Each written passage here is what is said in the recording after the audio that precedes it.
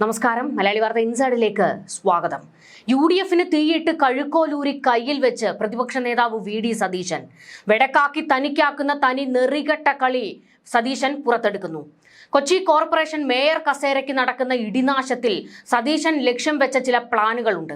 അതിലേറ്റവും പ്രധാനപ്പെട്ടത് തദ്ദേശ തെരഞ്ഞെടുപ്പിൽ CPM വീണതോടെ നിയമസഭാ തെരഞ്ഞെടുപ്പിൽ അധികാരം ഉറപ്പെന്ന കണക്കുകൂട്ടലിലാണ് വലതുപക്ഷം. മുഖ്യമന്ത്രി കസേരയ്ക്ക് VDക്ക് മുന്നിലുള്ള ഒരേ ഒരു എതിരാളി KC വേണുഗോപാൽ. KCയെ കേരളം കടത്തണം, തനിക്ക് അനുകൂലമായ അന്തരീക്ഷം ഉണ്ടാക്കിയെടുക്കണം. തന്നെ അനുകൂലിക്കുന്നവരുടെ ഒരു പട ഉരുവാക്കുന്നതിന്റെ ആദ്യ വെടിയാണ് കൊച്ചി കോർപ്പറേഷനിൽ പൊട്ടിയത്. KC വേണുഗോപാൽ പക്ഷക്കാരിയാണ് ദീപ്തി മേരി വർഗീസ്. അവരെ വെട്ടിയൊതുക്കി തന്റെ ശിങ്കിടി മിനിമോൾക്ക് കസേര ഉറപ്പാക്കാൻ കളിച്ചത് സതീശൻ. രണ്ടാമത്തേത് ലത്തീൻ സഭയെ പിണക്കാതെ സഭയ്ക്ക് വേണ്ടപ്പെട്ട കുഞ്ഞാടുകളെ 2 ടേം ധാരണയിൽ മേയർ കസേരയിലേക്ക് അവരോധിക്കുക. എറണാകുളം മുഴുവൻ തന്റെ ഉള്ളം കൈയിലേക്ക് എടുക്കുന്ന വമ്പൻ കളിയാണ് സതീശൻ കളിച്ചത്. നിയമസഭാ തെരഞ്ഞെടുപ്പിൽ കോൺഗ്രസ് വിജയിച്ചാൽ KC വേണുഗോപാൽ മുഖ്യമന്ത്രി കസേര കൊണ്ടുപോകും. ആ ഒരു പേടി VD സതീശനുണ്ട്. അതിന് തടയിടാൻ ഒരു മുഴം മുന്നേ പണി തുടങ്ങിയിരിക്കുകയാണ് പ്രതിപക്ഷ നേതാവ്. രാഹുൽ മാങ്കൂട്ടത്തിലിനെ ചവിട്ടി പുറത്താക്കി KC വേണുഗോപാൽ കെട്ടിപ്പൊക്കിയ ഗ്രൂപ്പ് പൊളിച്ചു.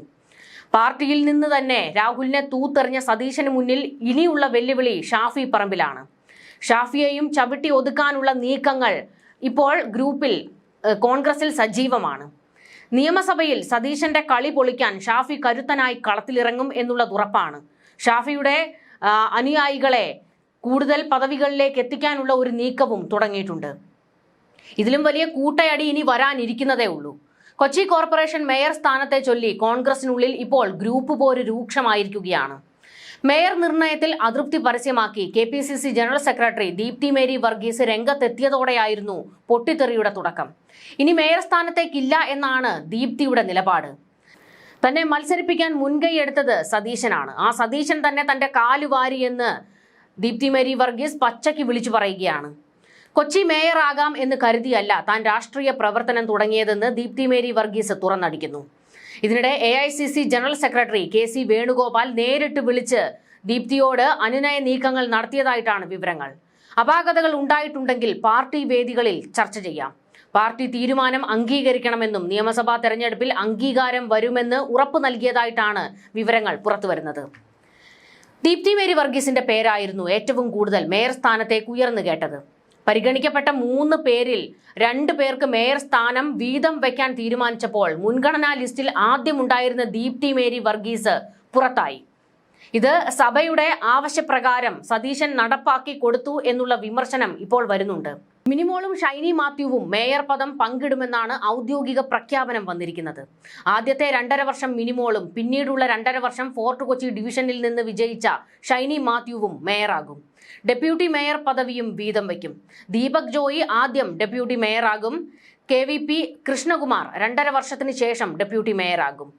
VK മിനിമോൾക്കും ഷൈനി മാത്യുവിനും 2.5 വർഷം വീതം മേയർ സ്ഥാനം പങ്കുവെച്ചുകൊണ്ടുള്ള പ്രഖ്യാപനത്തിൽ ദീപ്തി പരസ്യമായി അതൃപ്തി അറിയിച്ചിരുന്നു. KPCC അധ്യക്ഷൻ സണ്ണി ജോസഫിന് ദീപ്തി പരാതിയും നൽകിയിട്ടുണ്ട്. ദീപ്തി മേരി വർഗീസിനെ ഒഴിവാക്കിയതിൽ ഒരു വിഭാഗം നേതാക്കൾക്ക് കടുത്ത അതൃപ്തിയാണുള്ളത്. ഡെപ്യൂട്ടി മേയർ പദവിയിൽ കൂടിയാലോചന നടത്താത്തതിൽ മുസ്ലിം ലീഗും ഇടഞ്ഞു നിൽക്കുകയാണ്. അതായത് വലിയൊരു പൊട്ടിത്തെറിയുടെ വക്കിലേക്ക് കാര്യങ്ങൾ എത്തിയിരിക്കുകയാണ്. പാർട്ടിയിൽ കൂട്ടയടി ഈ വിഷയത്തിൽ നടന്നുകൊണ്ടിരിക്കുകയാണ്. ഇതോടെ പുറത്തു നടക്കുന്ന ചർച്ച ഒരു മേയർ കസേരയ്ക്ക് വേണ്ടി പോലും അടി നടത്തുന്ന ഇവന്മാരെ എന്ത് വിശ്വസിച്ച് നമ്മൾ കേരളത്തിന്റെ ഭരണം ഏൽപ്പിക്കുമെന്നതാണ്. ചുരുക്കത്തിൽ പറഞ്ഞാൽ ഇപ്പോൾ ഇവർക്ക് അനുകൂലമായി നിൽക്കുന്ന ഒരു കാറ്റുണ്ടല്ലോ, അത് ഇവരായിട്ട് തന്നെ അങ്ങ് ഒഴിച്ചു വിടുകയാണ്. വീണ്ടും പിണറായി കൂട്ടരുടെ കൈകളിലേക്ക് ഇവർ അധികാരത്തിന്റെ തങ്ക തളിക കൊണ്ടുവയ്ക്കും. അതാണ് ഈ മണ്ടന്മാര് കാണിച്ചു കൂട്ടിക്കൊണ്ടിരിക്കുന്നത്.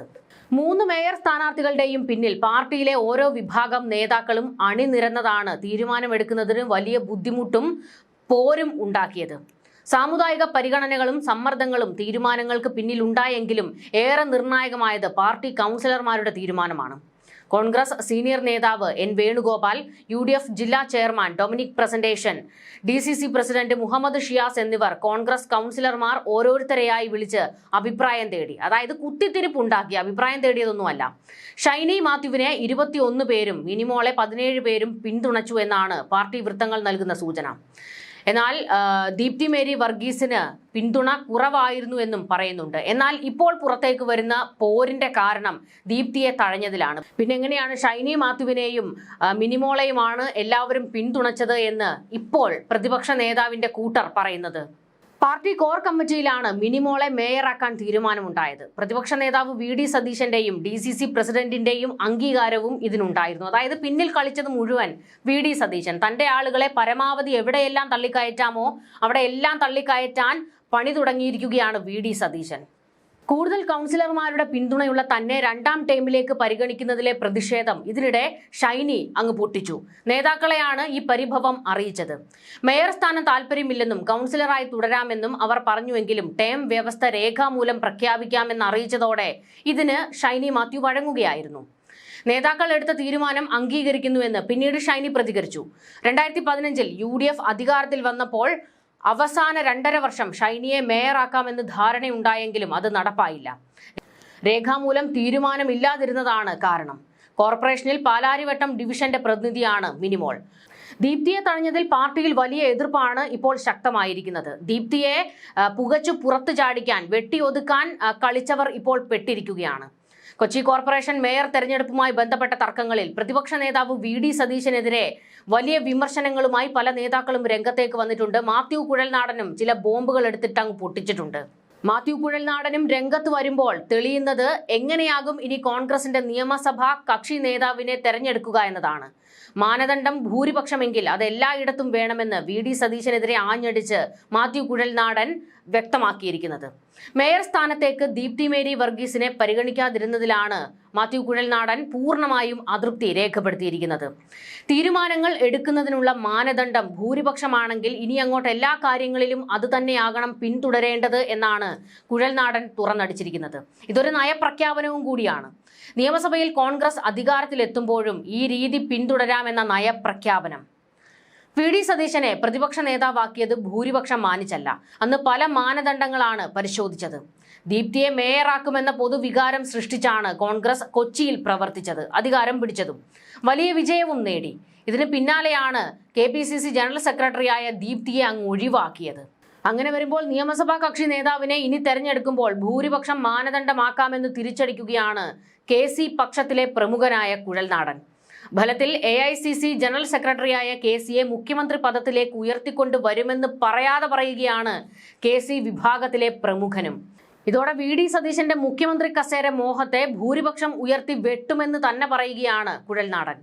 കൊച്ചി മേയർ തെരഞ്ഞെടുപ്പ് പ്രതിപക്ഷ നേതാവിന്റെ മേൽനോട്ടത്തിലാണ് നടന്നത്. ഭൂരിപക്ഷം നോക്കിയാണ് തീരുമാനമെടുത്തതെന്ന് പറയുന്നത് ശരിയല്ലെന്നും കോൺഗ്രസിന്റെ മുൻകാല തീരുമാനങ്ങൾ ഭൂരിപക്ഷം മാത്രം നോക്കിയല്ലായിരുന്നുവെന്നും കുഴൽനാടൻ ഓർമ്മിപ്പിച്ചു. ഒരിടത്തൊരു നീതിയും മറ്റൊരിടത്ത് വേറൊരു നീതിയും നടപ്പാക്കുന്നത് അംഗീകരിക്കാനാകില്ല. പാർട്ടിയെ ആർക്കും പോക്കറ്റിലിട്ട് കൊണ്ടുപോകാനാകില്ല എന്നും കുഴൽനാടൻ വിമർശിച്ചു. മേയർ തീരുമാനത്തിൽ പ്രതിപക്ഷ നേതാവിനെതിരെ ഒളിഞ്ഞും തെളിഞ്ഞും ആരോപണങ്ങൾ ഉയർത്തുമ്പോൾ പ്രശ്നം കൂടുതൽ സങ്കീർണമാക്കാതെ സൂക്ഷിക്കുകയാണ് KC അടക്കമുള്ള മുതിർന്ന നേതാക്കൾ. സംവരണത്തിൽ പൊതുപ്രവർത്തനത്തിൽ വന്ന ആളല്ല ഞാൻ എന്ന് പറഞ്ഞ് ദീപ്തി അതൃപ്തി പരസ്യമാക്കിയിരുന്നു. നേതൃത്വം എടുത്ത തീരുമാനം പ്രഖ്യാപിക്കുക മാത്രമാണ് താൻ ചെയ്തതെന്ന് DCC പ്രസിഡന്റ് മുഹമ്മദ് ഷിയാസും ഇപ്പോൾ പ്രതികരിച്ചിട്ടുണ്ട്. ദീപ്തി മേരി വർഗീസിനെ വെട്ടിയത് തീവ്ര ഗ്രൂപ്പ് പ്രവർത്തനത്തിന്റെ ഭാഗമെന്നും DCC അധ്യക്ഷനടക്കം തെറ്റായ നടപടിയെടുത്തുവെന്നും രാഷ്ട്രീയകാര്യ സമിതി അംഗം അജയ് തറയിൽ പ്രതികരിച്ചിരുന്നു. വഞ്ചിച്ചെന്ന നിലപാട് ദീപ്തി ആവർത്തിക്കുമ്പോൾ എല്ലാവരുമായി കൂടിയാലോചിച്ചാണ് തീരുമാനമെന്ന് പറഞ്ഞ് ആരോപണം തള്ളുകയാണ് DCC നേതൃത്വം. DCC പ്രസിഡന്റിന് നേരെയാണ് നേതാക്കൾ എല്ലാവരും ആരോപണം ഉന്നയിക്കുന്നതെങ്കിലും വിമർശനങ്ങളുടെ മുന ചെല്ലുന്നത് പ്രതിപക്ഷ നേതാവിലേക്കാണ്. ദീപ്തി മേരി വർഗീസിനെ പിന്തുണയ്ക്കുന്ന വലിയൊരു കൂട്ടം കൊച്ചിയിലുണ്ട്. അവർക്ക് വലിയ ജനപിന്തുണയുമുണ്ട്. അതുകൊണ്ട് തന്നെയാണ് ജയിച്ച് കയറിയതും എല്ലാം. അവരെ കാണിച്ചു തന്നെയായിരുന്നു അധികാരം പിടിക്കാനുള്ള എല്ലാ നീക്കവും നടത്തിയത്. ഒടുവിൽ ദീപ്തിയെ തഴയുന്ന സമീപനമാണ് പാർട്ടി സ്വീകരിച്ചത് എന്ന് ബോധ്യപ്പെട്ടതോടെ ഇപ്പോൾ കോൺഗ്രസ് UDF അനുഭാവികളെല്ലാം തന്നെ പാർട്ടിക്കെതിരെ തിരിഞ്ഞിരിക്കുകയാണ്. ഒരു കാര്യം വ്യക്തമാണ്, ദീപ്തി മേരി വർഗീസിനെ ചവിട്ടി ഒതുക്കിയതിൽ വ്യക്തമായ ചില കാരണങ്ങളുണ്ട്. അതിന് ഏറ്റവും പ്രധാനപ്പെട്ട കാര്യം ദീപ്തിയെ മേയർ കസേരയിൽ ഇരുത്തിക്കൊണ്ട് പിൻസീറ്റിൽ ഇരുന്ന് വളയം പിടിക്കാമെന്ന് പ്രതിപക്ഷ നേതാവോ അല്ലെങ്കിൽ DCC അംഗങ്ങളോ കരുതേണ്ട. കാരണം ശക്തമായി പ്രതികരിക്കുകയും പ്രവർത്തിക്കുകയും ചെയ്യുന്ന ആളാണ് ദീപ്തി. അപ്പോൾ അങ്ങനെയുള്ള ഒരാളെ മേയർ കസേരയിലേക്ക് ഇരുത്തിയാൽ തങ്ങൾക്ക് തന്നെ തിരിച്ചടി ഉണ്ടാകുമെന്ന് നേതാക്കൾക്ക് അറിയാവുന്നത് കൊണ്ട് അവരുടെ ശിങ്കിടികളെ, അതായത് മിനിമോളെ ഉൾപ്പെടെ ഇപ്പോൾ മേയർ കസേരയിലേക്ക് എത്തിച്ചത്. ജനങ്ങളും ഇപ്പോൾ പ്രതികരിച്ചു തുടങ്ങിയിട്ടുണ്ട്. മാത്യു കുഴൽനാടൻ ഒരു പോസ്റ്റ് പങ്കുവച്ചിരുന്നു പ്രതിപക്ഷ നേതാവിനെ വിമർശിച്ചുകൊണ്ട്. ആ പോസ്റ്റിന് താഴെ നിരവധി കമന്റുകളാണ് വരുന്നത്. ദീപ്തി മേരി വർഗീസിനോട് എറണാകുളത്തെ കോൺഗ്രസും നേതൃത്വവും ചെയ്തത് നീതീകരിക്കാൻ പറ്റാത്ത തെറ്റ് തന്നെയാണ്. എന്നിട്ടും മാപ്രകളുടെ നെറുകെട്ട ചോദ്യങ്ങൾക്ക് തന്റെ പ്രസ്ഥാനത്തെ കുറ്റപ്പെടുത്തി ഒരു വാക്ക് പോലും പറയാത്ത ദീപ്തി ചേച്ചിയോട് ബഹുമാനം മാത്രം. ഇതായിരുന്നു ഒരു കമന്റ്. അരമനയും മെത്രാനും കണ്ണുരുട്ടി കാണിക്കുമ്പോൾ നിക്കറിൽ മുള്ളുന്ന പാർട്ടിയും കുറെ നേതാക്കന്മാരും. ഒരു കോർപ്പറേഷൻ മേയർ തെരഞ്ഞെടുപ്പിന് ഇതാണ് അവസ്ഥയെങ്കിൽ സംസ്ഥാന ഭരണം കിട്ടിയാൽ എന്തായിരിക്കും സ്ഥിതി? താക്കോൽ സ്ഥാനത്തിനും 5ാം മന്ത്രി സ്ഥാനത്തിനും വഴങ്ങിക്കൊടുത്ത കോൺഗ്രസ് 10 വർഷം പ്രതിപക്ഷത്തിരുന്നത് മറക്കാതിരിക്കുന്നത് നല്ലതായിരിക്കും. ജനം വോട്ട് ചെയ്തത് സമുദായങ്ങൾക്ക് അടിമപ്പെടാനല്ല, നല്ല ഭരണം കാഴ്ചവെക്കാൻ കഴിവുള്ളവരെ നേതൃസ്ഥാനത്ത് കൊണ്ടുവരാനാണ്. അത് കോൺഗ്രസ് പാർട്ടി മറക്കാതിരുന്നാൽ നല്ലതായിരിക്കും എന്നുള്ള ഓർമ്മപ്പെടുത്തലുമുണ്ട്. എന്തായാലും VD സതീശന് കൂടുതൽ പ്രതിരോധങ്ങൾ ഉയരുകയാണ്. ന്യൂസ് ഡെസ്ക് മലയാളി വാർത്ത ഇൻസൈഡ്.